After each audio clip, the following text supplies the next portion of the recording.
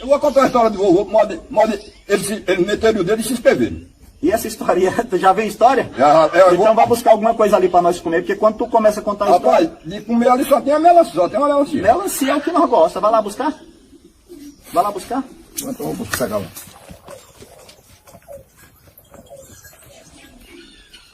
Mãe, vai te pegar aqui. Ele vai se ferrar.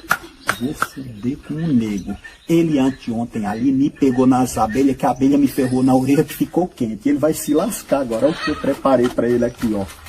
Olha aqui o que eu tenho pra ele. Agora vai dar certinho pra ele, esse fila da puta. Ele vai me pagar. Nós tínhamos combinado que não tinha mais esse negócio de um pegar o outro, não fazer safadeza não. Mas ele começou, ele agora aguente. Aguarda ele agora.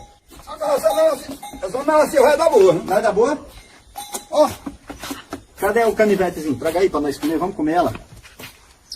Tá bonita mesmo, viu, negão? Não tá? Tá bonita toda. A minha você deixar aí que eu vou deixar pra de noite. De noite, é? É. Então tá bom. Por enquanto eu vou fumar meu cigarro. Homem, deixa essa porra pra depois, homem. Vamos na melancia. Agora, sai fora!